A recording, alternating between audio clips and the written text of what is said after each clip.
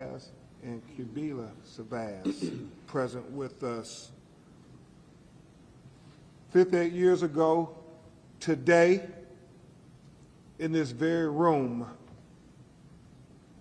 one of the greatest thought leaders ever known in the 21st century was assassinated. And since that time, there has been speculation as to who was involved in the assassination of Malcolm X. We know on November 18th, 2021, it was confirmed and substantiated that the government agencies, the New York Police Department, the FBI, the District Attorney of New York, had factual evidence, exculpatory evidence that they fraudulently concealed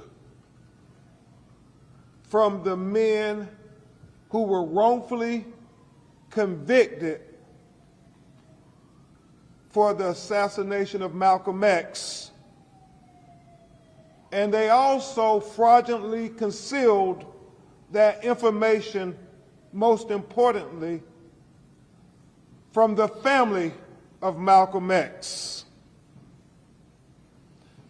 We know that based on their wrongful conviction, that the government settled the matter of Mr. Azir and Mr.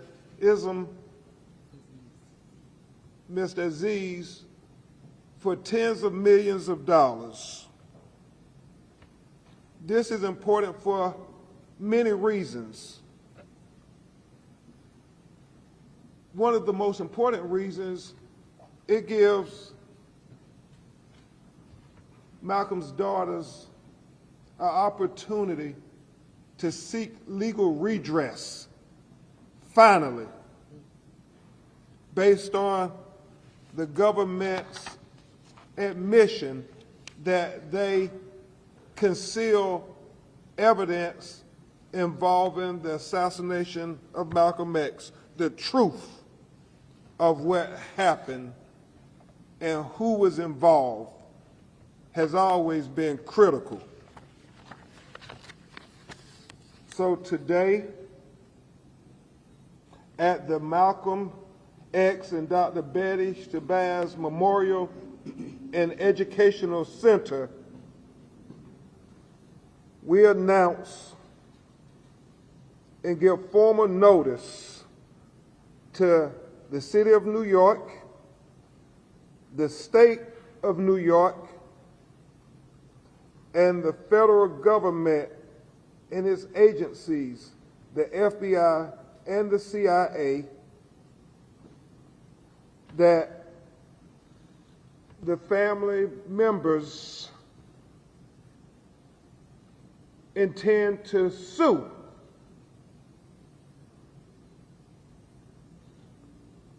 bring a wrongful death lawsuit based on these new revelations that have now finally been substantiated. And the rhetorical question is this: if the government compensated the two gentlemen that were wrongfully convicted for the assassination of Malcolm X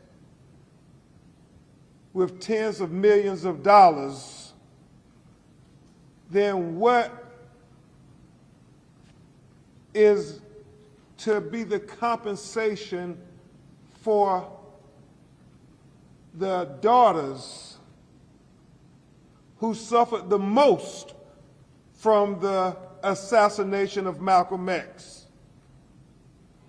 We intend to have vigorous litigation of this matter, to have discovery, to be able to take depositions of the individuals who are still alive 58 years later, to make sure that some measure of justice can be given to Malcolm X's daughters, who in this very room were present with their mother when he was shot at 21 times, 17 bullets hitting him. If anybody deserves justice after these decades, it is these women. At this time, my most able co-counsel, who has been a champion for justice on many fronts, who I'm proud to stand with as we take on this historical endeavor for justice, will address you, and then you will hear remarks by one of Malcolm's daughters. But I give you my co-counsel, my friend, my brother, Attorney Ray Hamlin from New Jersey. Thank you. Good afternoon. When you think back all those years ago, 58 years ago, as Attorney Crump mentioned, there were two people here that fateful day. Two young girls at the time who are now women, and for decades and decades and decades have had to live with the trauma of that day. They had a choice. The choice was to do nothing or to do something. They have chosen to do something after all these years and after confirmation that those who are responsible laid in the town halls and the city halls and government buildings, that for reasons that only they know, decided that it was best to try and conspire to withhold information, this critical information that would have given the family some modicum of relief. But since that didn't happen, 58 years later, we're going to make sure that the family finally gets that modicum of relief that they justly deserve. And with that said, I'll turn it back over to Mr. Crump. Sure. I'm going to have one of Malcolm's daughters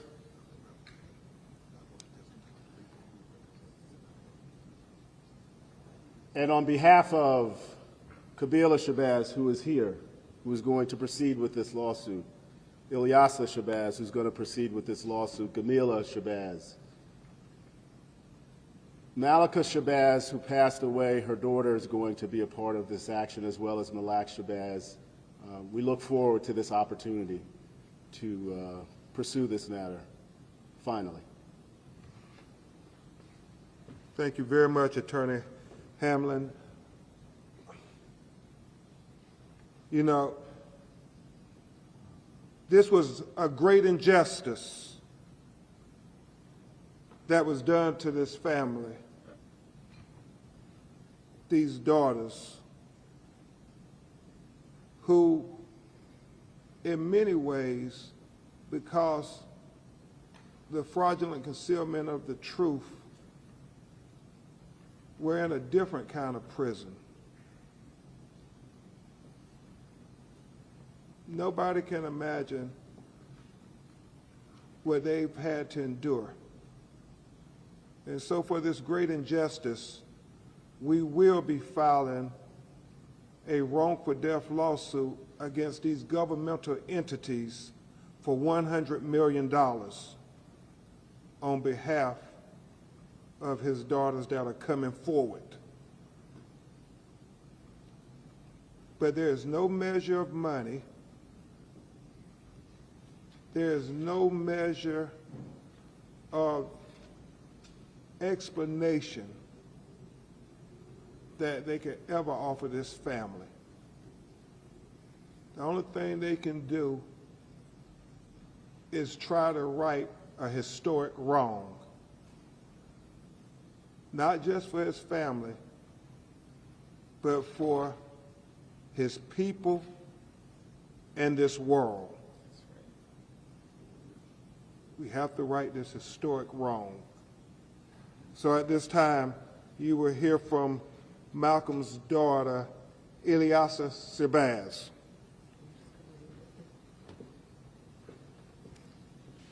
On February 21st, 1965,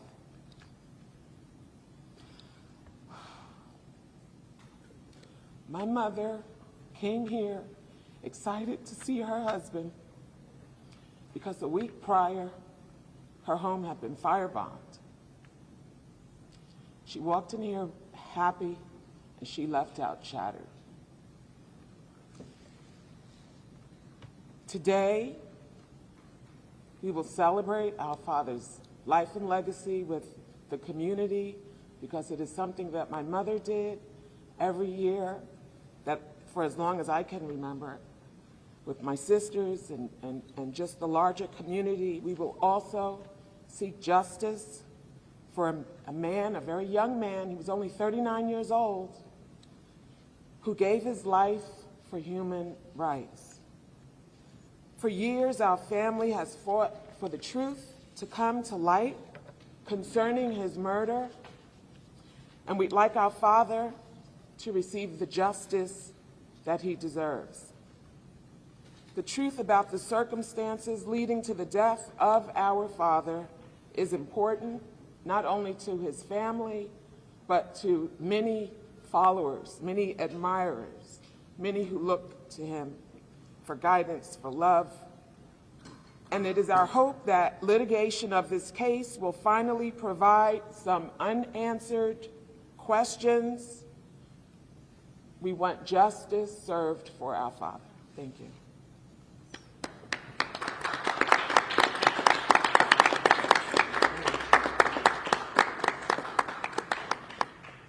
Thank you so much, Ilyasa. At this time, we will take a few of your questions, if you have any.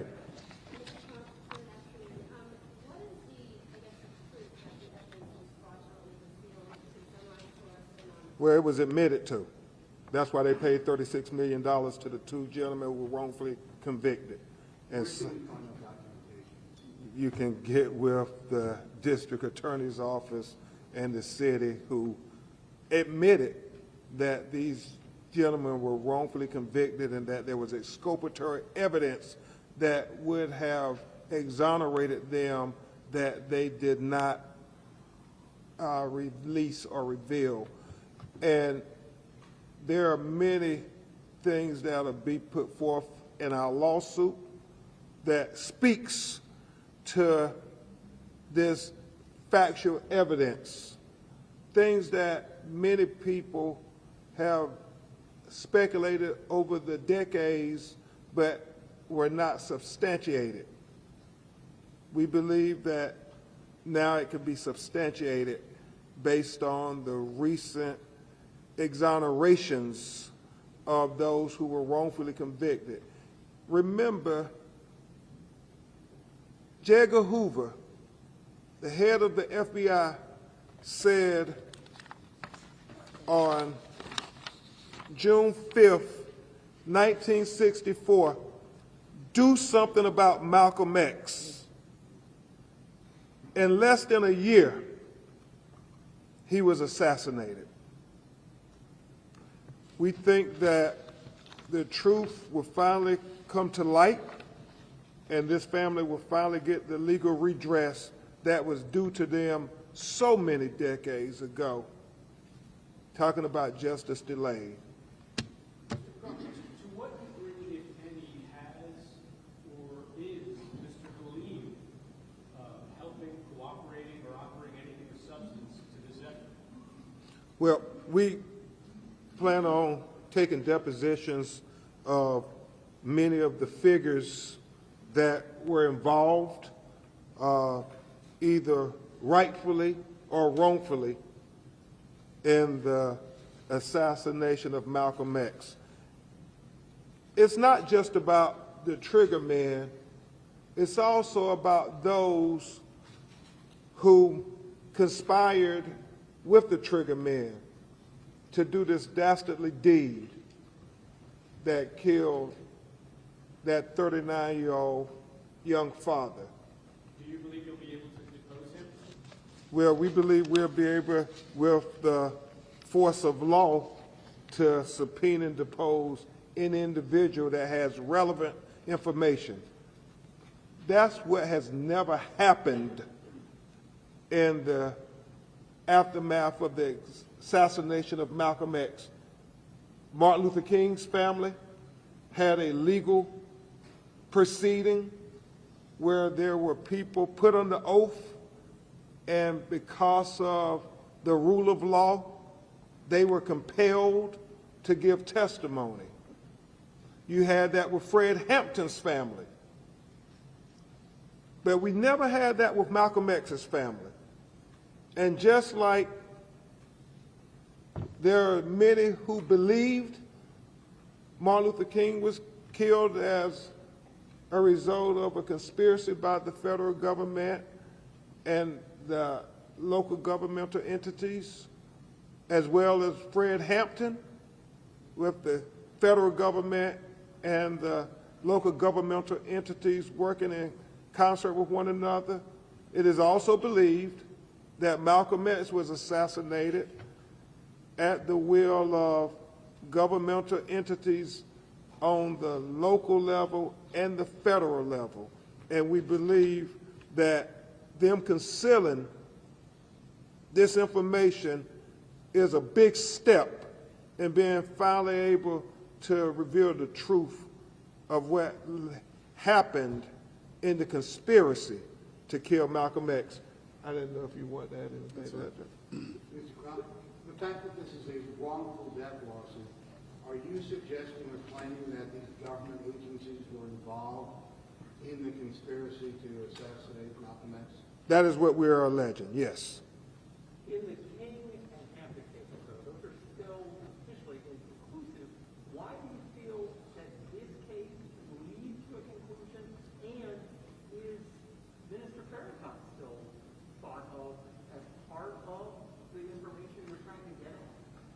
We're going to make sure that we follow the evidence where it leads, and we have sued the federal government and their entities because they infiltrated many of, and we have evidence that they infiltrated many civil rights organizations to be able to destroy them and destroy the leaders. I think J. Edgar Hoover referred to them that we must not have a black messiah after he made sure that Marcus Garvey was convicted of federal crimes.